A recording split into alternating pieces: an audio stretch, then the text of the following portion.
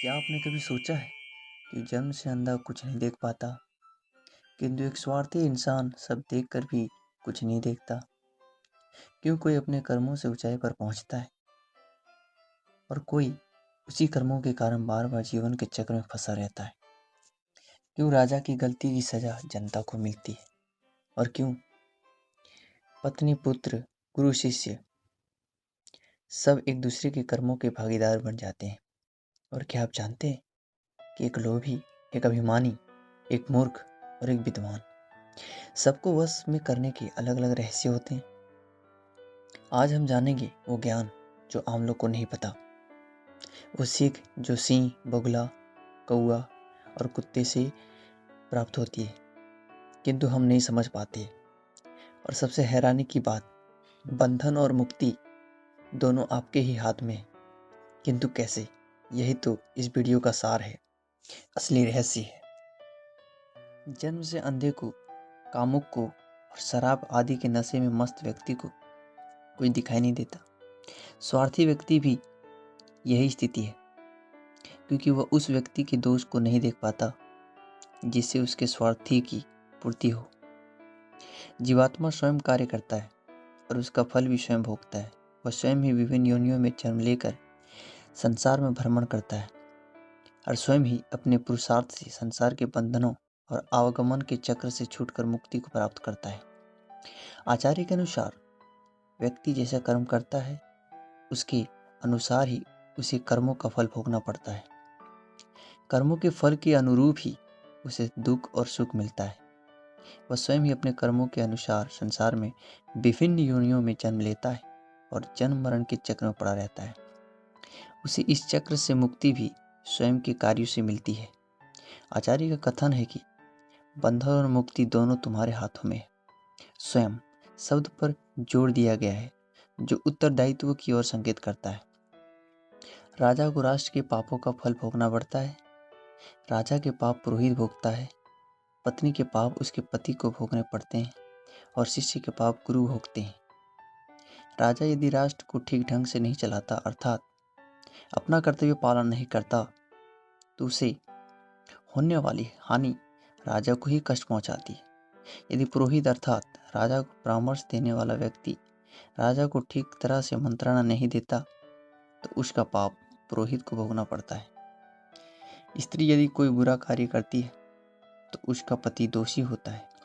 इसी प्रकार शिष्य द्वारा किए गए पाप का वहन गुरु को करना पड़ता है। अधीन द्वारा किए गए पाप का भागी स्वामी होता है। ऋणी पिता अपनी संतान का शत्रु होता है। यही स्थिति बुरे आचरण वाली माता की भी है। सुंदर पत्नी अपने पति की और मूर्ख पुत्र अपने माता पिता का शत्रु होता है। किसी भी कारण से अपनी संतान पर ऋण छोड़कर मरने वाला पिता शत्रु कहा गया है, क्योंकि उसके ऋण की भरपाई संतान को करनी पड़ती है। व्यभिचारिणी माता भी शत्रु के समान मानी गई है, क्योंकि उससे परिवार कलंकित होता है। इसी प्रकार अत्यधिक सुंदर स्त्री पति के लिए शत्रु के समान है, क्योंकि बहुत से लोग उसके रूप से आकृष्ट होकर उसे पथभ्रष्ट करने का प्रयत्न करते हैं। मूर्ख पुत्र के कार्यों की वजह से माता पिता को नित्य अपमान सहना पड़ता है। इससे परिवार को दुख व हानि पहुंचती है, इसीलिए वह परिवार का शत्रु है। लोभी को धन देकर, अभिमानी को हाथ जोड़कर, मूर्ख को उसकी इच्छा के अनुसार कार्य करके, विद्वानों को सच्ची बात बताकर वश में करने का प्रयत्न करना चाहिए। लोभी व्यक्ति अपने स्वार्थ से इतना अंधा होता है कि वह धन प्राप्ति के बिना संतुष्ट नहीं होता। उसे धन देकर वश में किया जा सकता है। जिस व्यक्ति को अभिमान है, अहंकार है, उसे नम्रतापूर्वक व्यवहार करके वश में किया जा सकता है। मूर्ख व्यक्ति सदैव हठी होता है, इसलिए उसकी इच्छा के अनुसार कार्य करके उसे अपना अनुकूल बनाया जा सकता है। और विद्वान को, व्यक्ति को वश में करने का सबसे सही उपाय यह है कि उसे वास्तविकता से परिचित करवाएं। बुरे राज्य की अपेक्षा किसी प्रकार का राज्य ना होना अच्छा होता है। दुष्ट मित्रों के बजाय मित्र ना होना अच्छा है। दुष्ट शिष्यों की जगह शिष्य ना होना अधिक अच्छा है। और दुष्ट पत्नी के पति कहलाने से अच्छा है कि पति विवाह ना करे। चाणक्य मानते हैं कि शासन व्यवस्था से संपन्न राज्य में ही रहना चाहिए और मित्र भी सोच समझकर ही बनाना चाहिए।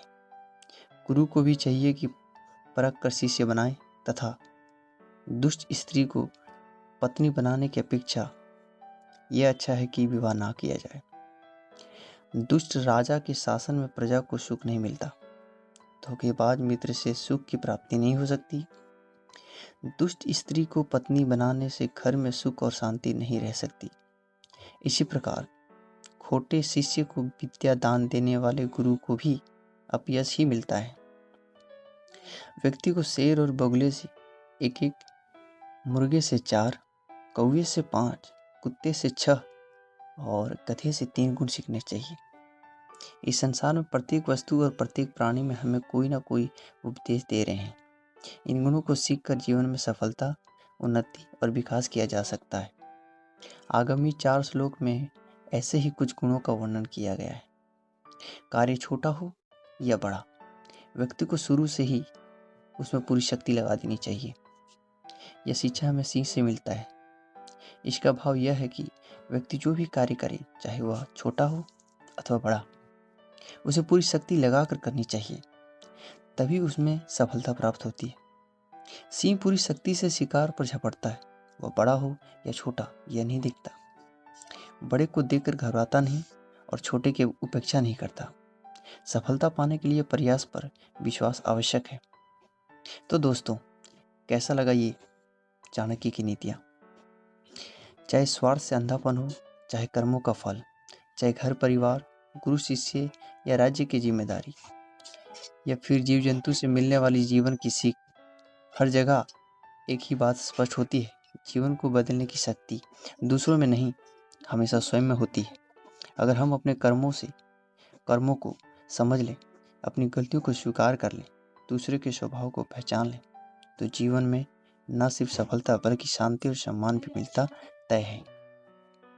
अगर आपको ये ज्ञान भरी बातें अच्छी लगी हो तो वीडियो को लाइक, शेयर और चैनल को सब्सक्राइब करना बिल्कुल मत ना भूलें। मिलते हैं अगले ज्ञान भरे वीडियो में। तब तक याद रखिएगा, आपकी कर्म ही आपका पहचान। जय हिंद, जय भारत।